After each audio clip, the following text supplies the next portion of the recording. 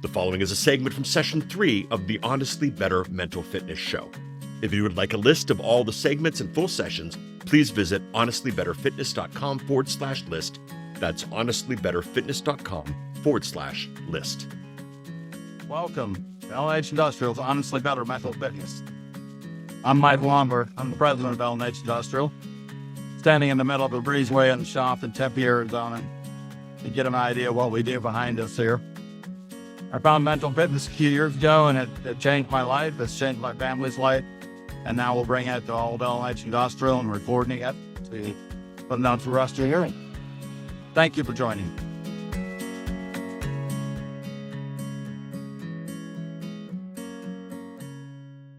Maybe you were the youngest kid, and so if you weren't scrappy and took what you needed, then you didn't get anything, right? You had to be loud and be boisterous, and so then now you're questioning, why am I so loud and why am I doing this, or whatever it happens to be in your life. And to me, they're like our background here, if you can see it, is like codes, like lines of code, right? Like in the Matrix, and it's all this programming stuff. And I read an interesting study the other day about the number of don'ts we told our kids, and it was a research group in Australia that recorded dialogue for like 5 days solid in families' houses. And then they identified the number of phrases of that don't or negative messages were said.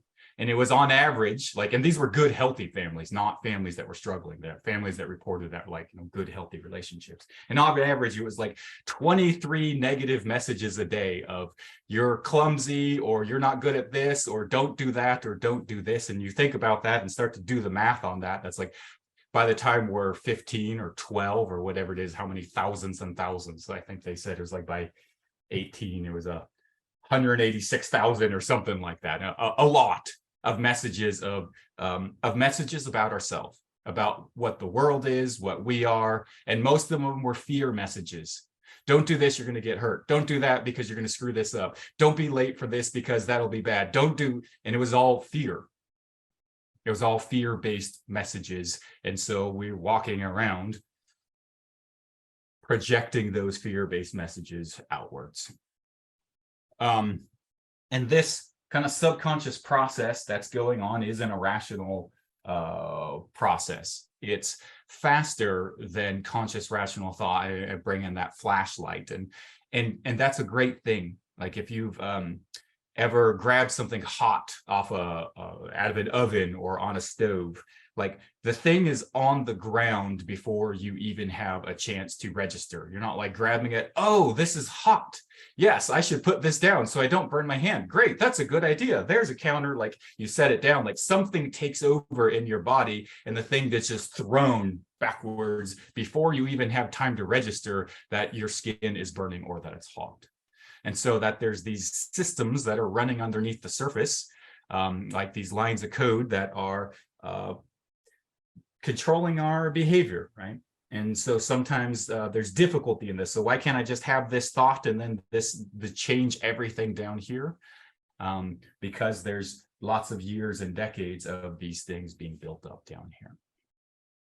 And that's a great thing. It's a beautiful thing, as Mike gave us a great analogy. The body knows when the mind has no reason to.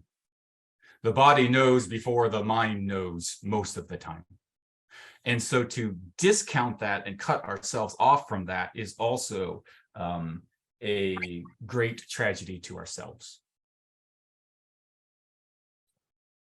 We know a lot more than we give ourselves credit that we know. And sometimes we know before we know why we know. So before you go past that one, Travis, explain to me, I've been practicing the cold plunge for a while now, which is in that vein of when you get in cold water, typically you jump out because your body is telling you you're going to die. Right. And now I can get in that pool that's 48 degrees and I can stay in there for 3 minutes and I don't even panic. I'm not even breathing heavy. Right. So I'm, I've overcome that. My body no longer thinks that I'm going to die from that cold water. Mm-hmm. But what you said is interesting. That's good because I'm not going to. is the response still there for the times I'm going to die, right? Or Yes. am I dulling those senses? Right. So where's the line, right? Right. Yeah. You're teaching the kind of they aren't two parts, but we're kind of talking about it as brain body, and they learn from each other, right? And so you're teaching your body, where is the limit, right? Where is it? Where is it okay to? Where I almost think of it like a puppy dog, right? Like you got a puppy and it just barks at everything, like barks at the mailman every day, barks at the neighbors walking by, barks at a butterfly. And like, it's not that barking is bad. Like barking is good, but we don't need the alarms that we don't need. And so it's teaching the system. And a lot of times it's like, bad dog, you're barking. Like barking is bad, don't bark. And that's not it. It's like, no, actually barking is good, but let's teach and train where that line is. So 3 minutes in a cold plunge, are you going to die? No, you're not. And you've taught your nervous system, oh, I can handle 3 minutes. You're in there for 18 minutes or 20 minutes, depending on how cold it is and how strong your system is. Well, then you might start reaching that edge, and then it's going to say, get out, right? And this is where I use the terminology like change from the top down or from the bottom up. Right. Sometimes we can learn, and this is top down, like I'm choosing to do this thing despite that. I'm doing it from a logical, rational play, and then change ripples down, and my body figures out that, oh, this is okay. And sometimes it goes the other way around. We work on the deep things, and then it trickles its way back up. It does seem to, I mean, it really is empowering mentally. Every one of those things I do that I didn't think I would ever do. And then you get to the point where you enjoy it.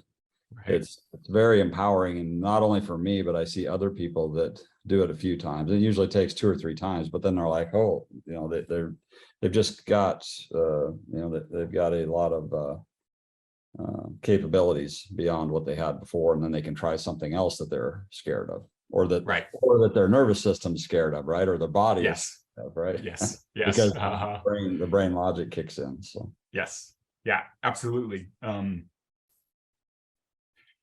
And you don't want to turn off that alarm completely, right? Like you want it to let you know that this is serious. Yeah, you don't want to hold on to that pan when it's burning your flesh off, right? You don't want to. So that's what I was asking, was at what point do I go too far to where, you know, my brain is not letting my hand let go of that burning pan? Right. I don't think it's possible to get there. I guess I'm asking, is it possible to get there where you're hurting yourself? I don't really think with cold. I've been ridden that edge quite a few times, and there is a place where you can override yourself so hard that you are no longer listening it, and that's like the disconnection that I'm going to be talking about here. There's in airborne school operation stuff, there's like a saying of like, when you're afraid to jump is when you need to stop. I mean, when you're no longer afraid to jump is when you need to stop. Yeah. And there's this like healthy fear, which brings respect. Like you're on the edge of a cliff, or you're rock climbing or whatever, and there's some fear there. Like, and that's like, yeah, thanks, body. Like, you are preparing me, you're ramping me up, you're making my brain operate faster, you're making me take in more sensory input, and you're making me be very aware of the actions that I'm doing. That's a good thing. Like, thank you. The way we interpret those signals as, oh, I'm going to die, I can't take it. Like, and that's like being emotionally hijacked by it. And it's information that we want to take in, like we want to know, just like the puppy dog, right? But it doesn't control the show at the same time. And so we can operate from both places. And, you know, will those base instincts of you actually might die, you know, kick in when they need to kick in? Yes, they will. The most powerful one I overcame was going towards conflict rather than going away from it. That was a big hang up for me. And I started practicing it years ago. And then, so now I go towards conflict, and it, you know, it's never going to kill me. Right. Which, right. that works much better. That was the big life changer for me, is going towards conflict rather than going away from it. Right. Right. I think that's what we talked about in that first one of like getting comfortable with being uncomfortable. Yeah. And it doesn't. Being able to, because the thing I was hard on myself about was not saying, going away from something saying, man, I should have said that. Why didn't I speak up? Right. So they were kind of coupled together, Right. being fine with being in conflict, around conflict, and being able to speak my truth during it. And if I do that, even if I don't get an outcome that I like, it's fine, because I voiced what I thought. Right. So it was never about winning or losing. It was about me being mad at myself for not saying what I felt like I needed to say. Yeah, it's you almost not listening to yourself, or you betraying yourself by not. Yeah. I think that's going to be a little bit of the heart. And if you could take that message now, then awesome. It's all good information, and it's, should your body alert you that conflict may bring conflict? Yes. Elevating you, preparing you, feeling a little bit of nervousness, and and all these body sensations, which we're going to tap into, are open for interpretation, right? Mm-hmm. Like I heard a Super Bowl player was like, they got asked, like, do you get nervous? Don't you get nervous before games? He's like, no, I get excited. He's like, well, and if you think about it, like, what's nervous? Like heart rate up, breath rate up, blood's pumping, probably eyes dilated, like a little bit of energy, maybe a little bit of butterflies in your stomach. Okay, what's excited? Heart rate up, breath rate up, blood pumping, a little bit of butterflies in your stomach, a little bit of a little bit of energy flowing through. A lot of it is how we choose to interpret the signals that our body's doing. What our body's doing is recognize that something serious or something important or something of significance is about to happen. And it's ramping us up for it. Mm-hmm. Like what we choose to do with that, how we choose to interpret that, like that is what changes of, am I going to die, or, oh, cool. Right. And when we cut ourselves off from that and we don't listen to that, like you said, it's like, man, I didn't listen to my body saying, hey, speak up, like say something, do something, like move towards that. And it's not about the end result. It's about being in alignment with yourself, being in integrity with yourself, because you can't control what the others do, but you can control how you choose to show up in life. And what I'm hearing from that is like there was a disconnection between who you authentically were in the inside and how you were behaving on the outside. Right. And when you chose to merge and integrate with that in a way that's positive and healthy and honoring of yourself and not destructive towards others, in this conflict, then the alignment happened and the energy flowed and things moved. And probably you're, as I'm sure you've discovered, then actually, hey, the conflict wasn't as bad as I thought. The cold water wasn't as bad as I thought it was going to be. The scary thing wasn't as scary as I thought it was going to be. Yeah, that was true 100% of the time. It wasn't. And then the more I do it, the more it's just natural. I think an important thing, since we're on fear, and I think fear is the root of emotions, that courage isn't the absence of fear. Courage is moving forward in the presence of fear. Mm-hmm. And I think a lot of times we feel emotions and then we think that means stop or don't do it or whatever. Mm-hmm. As opposed to, no, it's just your body ramping you up, preparing you for something of significance.